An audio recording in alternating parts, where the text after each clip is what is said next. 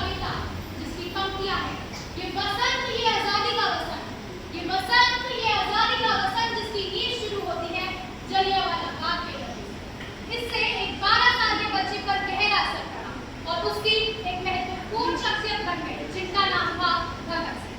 1922 में भगत सिंह ने लाहौर के प्रसिद्ध नेशनल कॉलेज में दाखिला लिया और स्वतंत्रता संग्राम में सक्रिय हुए। उनका मकसद था कि वो अपना संदेश युवाओं तक पहुंचाएं।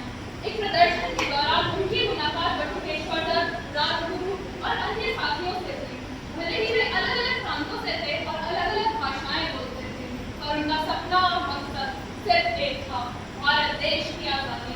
1928 में जब साइमन कमीशन भारत आया, तब पूरे देश में जोरदार विरोध हुआ। क्रांति की भावना हर तरफ। एक रैली के दौरान पुलिस ने पंजाब केसरी लाला लाजपत राय पर बेरहमी से हमला किया, जिससे उनकी मौत हो गई।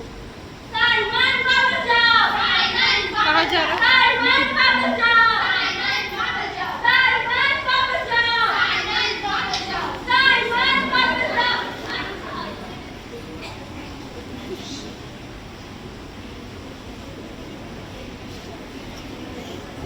अरे गाँव वालों, आज का अखबार पढ़ा? अंग्रेजों ने लाला लाजपत राय के बारे में लिखी हो। क्या करेंगे हमें? करना वही है जो लाला हरदयाल सिंह जी ने सिखाया था और मेरे गुरु करतार सिंह जी ने कहा था। मतलब आपके बदले आप, हाथ के बदले हाथ, जान के बदले जान। भगत सिंह और उनके साथियों ने फैसला लिया कि अपनी सोच को, अपने विचार को घर घर तक पहुंचाएं। इसके लिए कुछ बड़े कारनामे की जरूरत थी। भगत सिंह और उनके दोस्तों ने मिलकर सेंट्रल असेंबली के खास सत्र पर बम फेंका और पूरे देश को एक नया नारा दिया, इनकलाब जिंदाबाद। हमारे गवर्नमेंट में कोई भी इंडियन काम नहीं करेगा। Did you all get this? Yes! इनकलाब जिंदाबाद, इनकलाब जिंदाबाद, इनकलाब जिंदाबाद, इनकलाब जिंदाबाद, इनकलाब जिंदाबाद, इनकलाब जिंदाबाद, इनकलाब जिंदाबाद, इनकलाब जिंदाबाद, इनकलाब जिंदाबाद।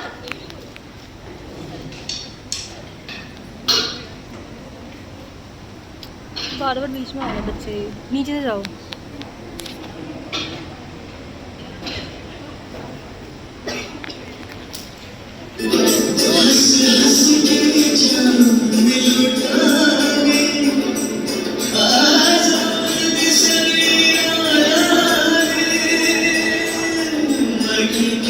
जीते हैं इस दुनिया को बदलाने, तेरे लाल चले हैं माहिर अब तेरी लाज बचाने। मर के कैसे जीते हैं इस दुनिया को बदलाने, तेरे लाल चले हैं माहिर अब तेरी लाज बचाने। भगत सिंह, तुम्हें और तुम्हारे साथियों को कोर्ट ने फांसी की सजा सुनाई है। ये तो बड़ी ही खुशी की बात है। बहुत तुम्हें फांसी की सजा सुनाई है, खुश हो रहे हो? अभी तुम्हारी एज ही क्या है? इस एज में तो आदमी न्यू ड्रीम डिजाइन करता है और उन्हें कंप्लीट करने का ट्राई करता है। ड्रीम तो मैंने बचपन से ही देख लिए थे जी। What? तुम उस मिट्टी को ड्रीम कहते हो? ये कोई मामूली मिट्टी नहीं है, ये जलियांवाला बाग की मिट्टी है। इसमें मेरे देशवासियों का खून मिला है। ये मुझे मेरे मकसद, उसूल और वजूद की याद दिलाता है, जो है आजादी। देखो Bhagat Singh, you are a good human being। बस हमारे गवर्नमेंट को अपना अपॉलजी लेटर दे दो। मैं ट्राई करूंगा कि तुम्हें फांसी ना मिले।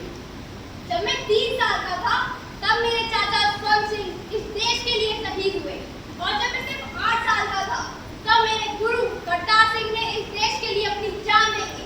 एक ऐसे माहौल में बड़ा बच्चा जो सिर्फ कुर्बानियों से घिरा है, तुम ये कैसे सोच सकते हो कि तुम्हारी सरकार के सामने वो सर झुका लेगा? Nothing can be changed in one day, Bhagat Singh. तुमसे पहले भी बहुत क्रांतिकारी आए हैं, तुम्हारे बाद भी बहुत क्रांतिकारी पैदा होंगे और मरते जाएंगे। आज नहीं तो कल ये सोई हुई सरकार जागेगी। आप फिक्र मत कीजिए, आपको फांसी के फंदे कम पड़ जाएंगे, लेकिन ये गर्दन कभी कम नहीं पड़ेगी। ठीक है? कल 7:30 बजे तुम्हें फांसी दी जाएगी। अगर आप रात तक तुम सबका इरादा बदले, तो मैं पर्सनली जाके ऑफिस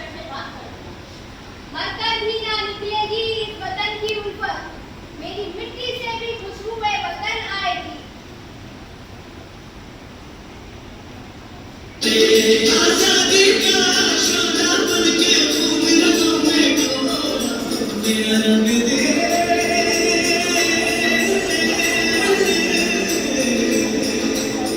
मेरा रंग दे बसंती चोला मारे रंग दे मेरा रंग दे बसंती चोला मारे रंग दे बसंती चोला रंग दे बसंती चोला मारे रंग दे भगत सिंह, तुम्हारी कोई अंतिम इच्छा है? मेरी ऐसे तो कोई अंतिम इच्छा नहीं है, लेकिन मैं आखिरी बार अपने मित्रों को गले बंद करो, 6 मिनट की बन गई है। Have you wish? हाँ जी 6 मिनट की बन गई, बंद कर दे रही हूँ, बहुत लंबी